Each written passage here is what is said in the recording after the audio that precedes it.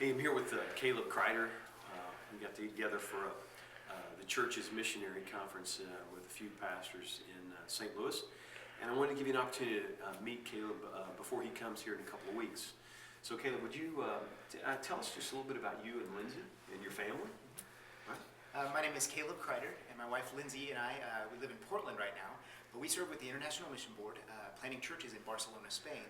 We were in Spain about 6 years, and have recently come back to the States to talk with churches about new ideas to get involved in missions. So we're excited to interact with Todd and with Snow Hill and try to get to know you and see how you are uniquely gifted to be on mission. And it's exciting to see churches involved and excited about it.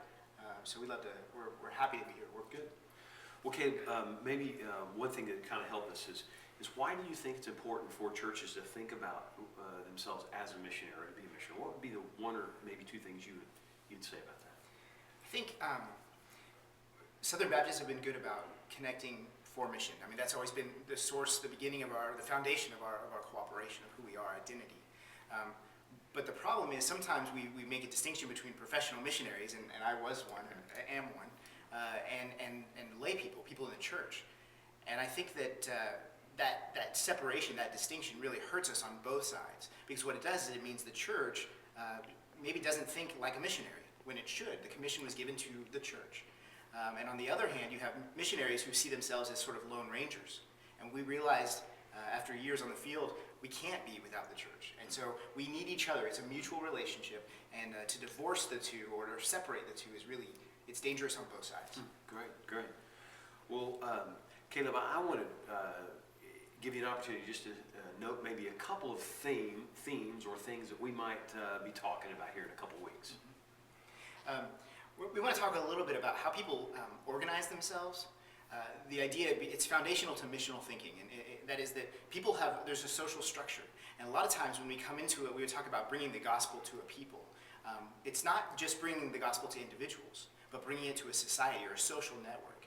And so if we can look a little bit about how do people interact, and we call them tribes. You know, you think of tribes in the third world, but essentially people move in tribes. And in Oklahoma, there are tribes, there are cultures and subcultures, and each speaks its own language, has its own unique traditions. And if we can kind of learn to look at that and learn about how maybe that works, you can see there's a lot of opportunity to share the gospel effectively into a tribe and among tribes. So we're going to talk about that a little bit. Fantastic.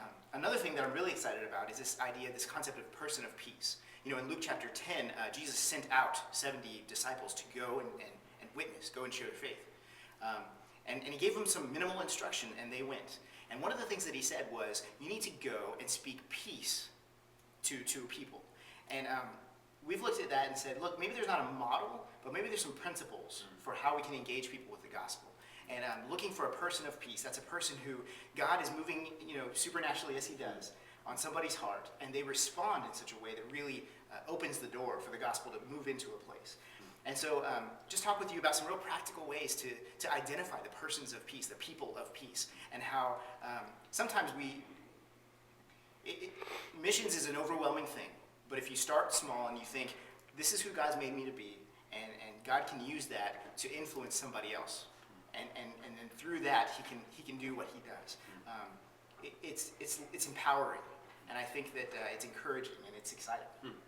Well, we're excited to have you. We're looking forward to seeing you and Lindsey, and I hope you'll mark the dates.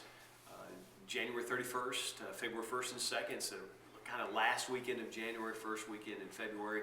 We're going to spend a few days together talking about these themes and a number of others, and so we hope you will plan to be there. Thanks.